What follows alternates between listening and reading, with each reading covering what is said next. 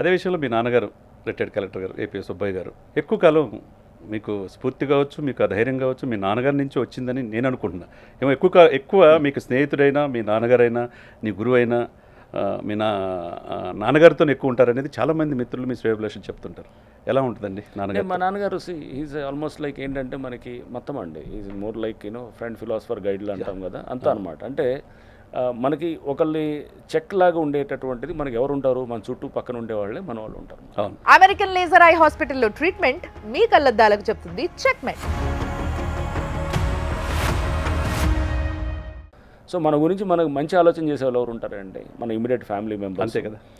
ఎవరు మీ వైఫ్, పిల్లలు, లేకపోతే సిస్టర్స్, బ్రదర్సు, లేకపోతే మీ బ్రదర్ ఇన్లాసు, లేకపోతే మీ ఫాదర్లు, అంటే మా ఫాదర్ ఇన్లాస్ ఉంటే వాళ్ళు they are the immediate circle కదా అంతా మనకి ఎవరికైనా కానీ ప్రతి ఫ్యామిలీకి.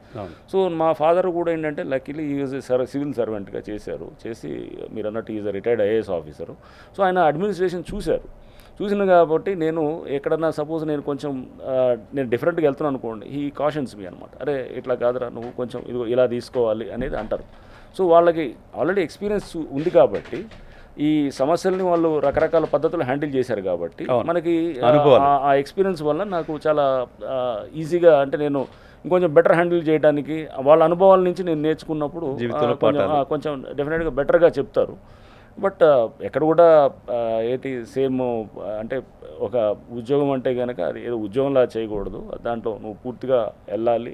లేదా ఏదైనా కానీ సపోజ్ మీరు ఒక ఇప్పుడు టీవీలో ఉన్నారో లేకపోతే ఇంకెవరో ఎవరైనా సంబడి వర్క్స్ యాజ్ ఏదో ఒక లెక్చరర్ కింద ఉంటారో లేకపోతే ఇంకొక ప్రొఫెసరో లేకపోతే ఎవరు బిజినెస్ మ్యానో లేకపోతే ఏ ప్రొఫెషన్ అయినా కానీ కూడా ఆ ప్రొఫెషన్లో పూర్తిగా వెళ్ళిపోయి దాంట్లో ఎక్సెల్ అవ్వడానికి ట్రై చేయాలి. సో దట్స్ హౌ మా పేరెంట్స్ ఫాదర్ నుంచి ఎస్పెషల్లీ నేర్చుకోవటం జరిగింది. అట్లా మీలో ఒక కసి, ఒక బర్నింగ్ డిజైర్ అనేది ఉంటుంది సార్. అదే సమయంలో ఎవరికి భయపడరు, అదే సమయంలో ఫ్యామిలీకి ఎక్కువగా బాండేజ్ కూడా ఉంటుంది. మీ ఫ్యామిలీ మేడం గారు పిల్లలు కానీ అని చెప్పి చాలామంది మీ మిత్రులు కూడా చెప్తూ ఉంటారు. అది ఎలా అంత టైం స్పెండ్ ఎట్లా చేయగలుగుతారు? ఉండదండి బాబు, నేను వెళ్తే నా పిల్లలు అందరూ నా వైఫ్ అందరూ నా చుట్టే కూర్చొని కాసేపు మాట్లాడుతుంటాం. సో అంటే కష్టంగానే ఉంటుంది. But that's how that's wife వాళ్ళు అర్థం చేసుకునేది. ఇప్పుడు బాగా బిజీగా ఉండే ప్రొఫెషన్స్లో ఉంటే కనుక ఎస్పెషల్లీ పోలీస్ కొంచెం ఈ విధంగా చూస్తే మీకు కొంచెం బిజీ ఎక్కువ ఉంటుంది. అంటే మనం లైఫ్ రెండు ప్రొఫెషనల్ లైఫ్ అండ్ మన పర్సనల్ లైఫ్ బ్యాలెన్స్ చేయడం కొంచెం కష్టంగా ఉంటుంది.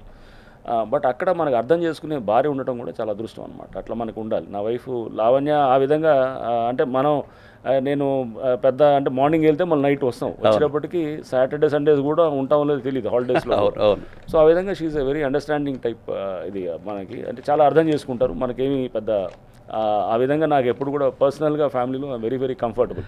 ఆ కంఫర్ట్ తోటే నేను ఉద్యోగం కూడా బహుశా బెటర్గా చేస్తున్నానేమో అని అనిపిస్తుంది అనమాట. ఇంట్లో టెన్షన్స్ ఉన్నాయనుకోండి, భార్యతోటి లేకపోతే పిల్లలతోటో లేకపోతే ఇంకేదో సమస్యలు ఉన్నాయనుకోండి, న్యాచురల్గా అది మన టెన్షన్స్ ఉన్నవాళ్ళు ఇప్పుడు అదొక ఆ ప్రాబ్లమ్స్ ముందు సొంత ప్రాబ్లమ్స్ తోటి ఉంటారు.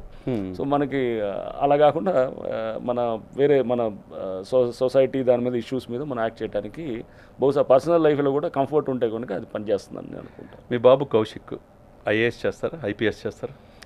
మీ పాప రిషిత ఇద్దరిని మీ సర్వీస్కి తగ్గట్టుగా అంటే మా నాన్నని స్ఫూర్తిగా తీసుకోవాలి, మా తాతగారిని స్ఫూర్తిగా తీసుకోవాలని అనుకుంటున్నారా? అంటే వాళ్ళ ఇంట్రెస్ట్ కోల్తానండి నేను. ఇట్స్ నాట్ దట్ నేను ఎవరిని కూడా మీరు ఇలా చేయండి అలా చేయండి అని కాదు. బట్ వాళ్ళ ఇంట్రెస్ట్లు వాళ్ళ దీన్ని బట్టి పోవాలి. ఎప్పుడైనా ఆ ప్యాషన్ బట్టి పోవాలన్నమాట. మనకి ఏది ఇంట్రెస్టో అదే పోవాలి. నేను చిన్నప్పుడు మా నాన్న నల్గొండలో పనిచేసేటప్పుడు ఎవరో కానిస్టేబుల్ వస్తే బెల్ట్ పట్టుకుని చిన్నవాడిని, ఎంత 3-4 ఏళ్ళు ఉండేది నాకు. నల్గొండలో అప్పుడు ఉంటే అప్పుడు పోలీసులు అప్పుడు నిక్కర్లు వేసుకునేవాడు. నిక్కర్లు వేసుకుంటే ఆ బెల్ట్ పట్టుకొని నేను అట్లా ఆడుతుండేవాడిని. నాకు తెలియదు అంటే చిన్నప్పుడు అట్లా తెలియకుండా ఎందుకో పోలీస్ అంటే చిన్నప్పటి నుంచి ఒక ఇంట్రెస్ట్ ఉండేది. సో నేను ఉద్యోగం వచ్చేటప్పుడు కూడా నేను పోలీసు ఉద్యోగంలోనే రావాలని అనుకున్నాను. అంటే అది ప్యాషన్ బట్టి అనమాట, మనకి ఇష్టాన్ని బట్టి వెళ్ళాలి ఎప్పుడైనా కానీ. సో మనం పిల్లల మీదైనా కానీ ఎవరి మీదైనా కానీ కూడా వాళ్ళు ఏది ప్యాషనేట్ అనేది దాన్ని బట్టి పోవాలి.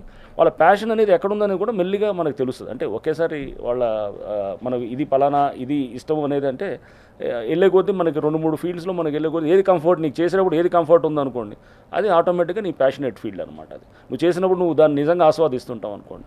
సో దెన్ దట్ ఈస్ నీకు ప్యాషన్ ఉందన్నమాట దాంట్లో. సో వాళ్ళని ఎక్స్ప్లోర్ చేయమంటాను నేను. ఈ ఏజ్లో ఎక్స్ప్లోర్ చేయాలి.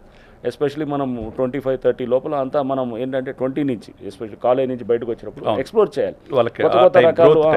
వాళ్ళకి మీ ప్యాషన్ ఏడుందో దాంట్లో మీరు కెరియర్ బిల్డ్ చేసుకోవాలన్నమాట అట్లా.